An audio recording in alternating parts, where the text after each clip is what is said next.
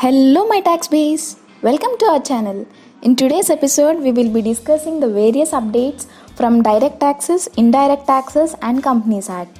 So, before going into the episode, do like, share, subscribe, and click on the bell icon to get yourselves updated. First of all, a very happy new financial year. As we are successful in completing the various due dates under direct taxes, indirect taxes, Companies Act, and many more. We have been piled up with so many works because of the hit of the pandemic, and we have been under lockdown. Now it's time to get out of all that burden and to take a moment to plan this new financial year with much more better planning in such a way that we lead with a peace of mind.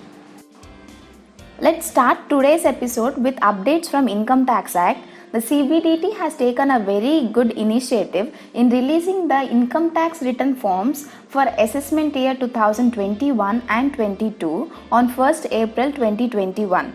Every year, the CBDT releases the income tax return forms in the month of May or June. But this year, the CBDT has come up the forms on 1st April 2021, thereby enabling the taxpayers to file the returns ahead and providing much more time for the taxpayers. This is a very good opportunity. So those persons whose books are ready or who need not worry about the TDS part of things can file their income tax returns.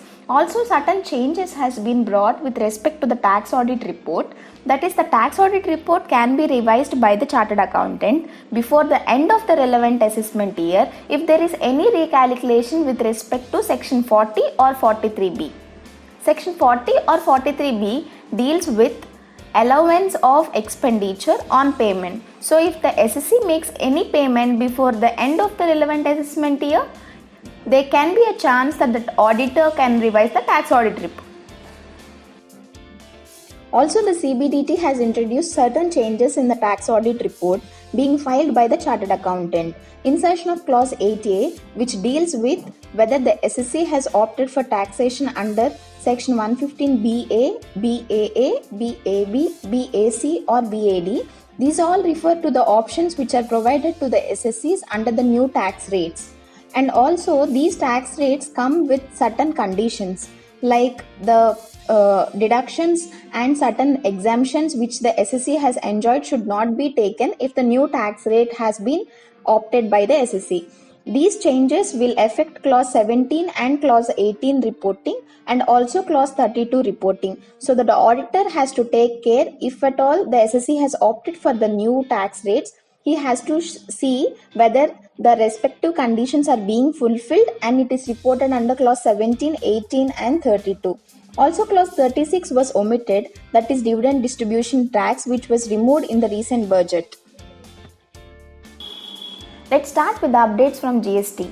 Invoice furnishing facility is an optional form for GSTR1 for the taxpayers who have opted for quarterly GSTR1 filing, and if at all they have to pass credit to B2B buyers, they can file this IFF and can ensure that this credit is reflected to the B2B buyers in their GSTR2B on a monthly basis.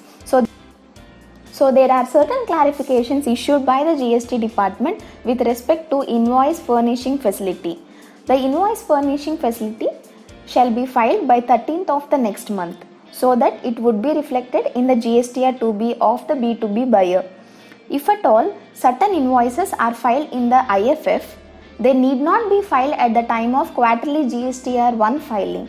Also, if the invoices are saved in the IFF but not filed, again, do you need to file in your GSTR1? The answer is yes. You have to file in your GSTR1. And if the invoices are submitted in the IFF but it is not filed in your IFF, do you need to file your GSTR1? Again, the answer is yes. You need to file your GSTR1 on a quarterly basis even the invoices are already submitted but not filed in your IFF. Next, we will be discussing the updates from foreign trade, that is IEC code. Before going into the topic, let's know about this IEC code. Now the trade has been globalized and we will be importing and exporting the goods. For these importing and exporting the goods, we require a registration with the Department of DGFT, that is IEC code. Only then the person can import or export the goods. For this you have to apply through an application, and now there was an update stating that all IEC holders are now legally required to update and validate their details in the portal, even though if there are no changes between April to June. If they are not updated, your IEC code will be deactivated and you cannot do your imports and exports. The foreign trade policy of 2015 and to 2020 was extended, and also the exemption to the export oriented unit with respect to basic customs duty and IGST has also been extended till 31st of March 2022. Next we will discuss the updates from Companies Act with respect to audit trail in accounting software. Last week we have already discussed about audit trail, which provides the log when the transactions are entered in the accounting software. But this notification has been extended to 1st April of 2022. So this audit trail feature can be deferred by all the companies till 1st April of 2022. This is for today. So thank you for watching the video. If you find this video useful, do share to your friends. So don't forget to like, share, subscribe and click on the bell icon to get yourselves updated.